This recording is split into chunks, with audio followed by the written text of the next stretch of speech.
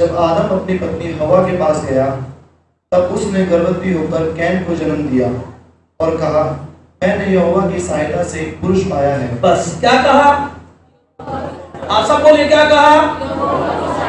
मैंने क्या कहा? हाँ, अभी देखिए एक जगह लिखा है कि कैन दुष्ट से था, तो कई लोग इसका किसी और तरीके से समझाते हैं, ठीक है, किसी और तो उसको भी नहीं, जब हम आप पढ़ने जाएंगे तब उसे समझेंगे। ये क्या कह रही है हवा? क्या कह रही है हवा? मैंने यहोवा की सहायता से एक पुरुष को क्या किया है? पाया है, पाया है, ठीक। किसकी सहायता से? ऐसा क्यों कहा उसने? ऐसा उसने क्यों कहा? परमेश्वर ने क्या श्राप दिया था हवा को? 8वें पद में, 8वें पद में पढ़िए। तभी यहोवा, सॉरी 16 3 की 16 सामने ही है, बिल्कुल साथ में। फिर स्त्री से उसने कहा, मैं तेरी पीड़ा और तेरे गर्भवती होने के दुख को बहुत बढ़ाऊंगा। हाँ, और तू पीड़ित होकर बालक उत्पन्न करेगी। हाँ, जब जो प्रसव का समय था, डिलीवरी का समय था, तो आप सब जानते हैं कैसी स्थिति होती है, स्त्री की स्थिति क्या होती है। अब कोई दाई तो वहां है नहीं, कोई दाई नहीं है, कोई एक्सपीरियंस व्यक्ति नहीं है, कोई तसल्ली देने वाला नहीं है, कोई बताने वाला नहीं है, और पीड़ा उसकी बहुत क्या होगी?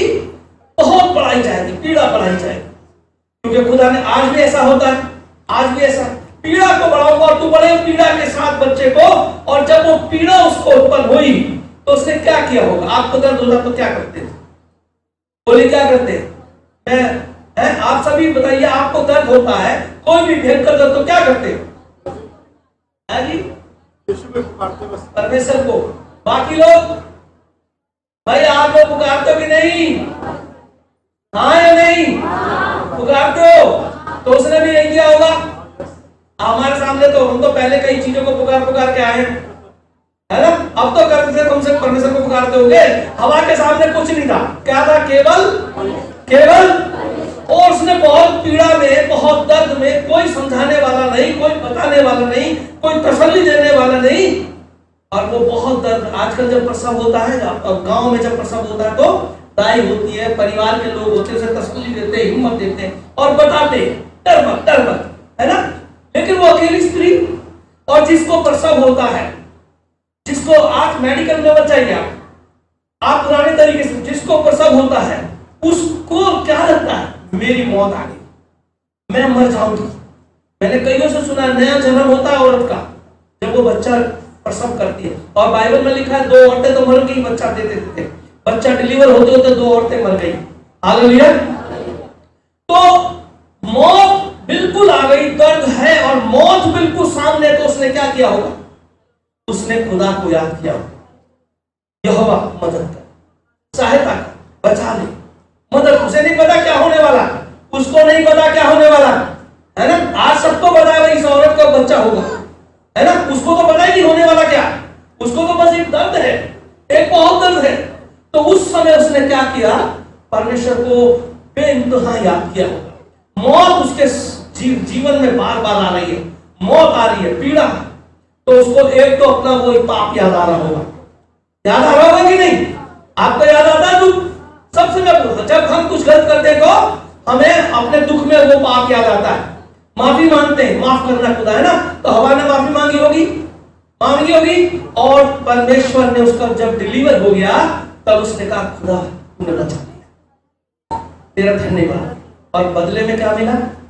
यीशु कहता है कि जब उसको पीड़ा होती है, तो जब बच्चा हाथ में आ जाता है तो सारी पीड़ा क्या हो जाती है? और धन्यवाद आ जाता है ना? पौलुस कहता है कि बच्चा होने के द्वारा स्त्री पाप से छूट जाएगी। समझ रहे आप? पौलुस ने क्या कहा? तो भी स्त्री बच्चा जब डिलीवर करेगी तो पाप से छूट जाए। समझ रहे आप? 2 कारण है, 2 वजह है।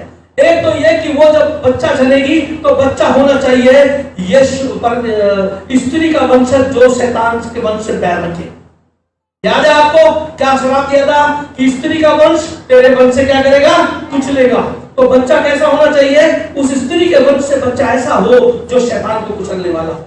इसका मतलब वो बच्चा ऐसा कैसे होगा? जब तक स्त्री ऐसी नहीं होगी, परिवार ऐसा नहीं होगा, तो बच्चा भी ऐसा नहीं होगा। समझ रहे हैं आप लोग? और दूसरा, जब प्रसव पीड़ा में वो गुजरती है, अपने पापों के लिए माफी मांगती है, हर पाप हर बुराई के लिए, और जब परमेश्वर उसको जीवन दान देता है तो वहां उसको क्षमा भी होगी। समझ रहे हैं आपको? ये बात पौलुस समझा रहा था। तो प्रसव पीड़ा, तो वहां पर जब उसको बच्चा हुआ तो उसने कहा यहोवा की सहायता से मैंने इसको, हालेलुया हालेलुया।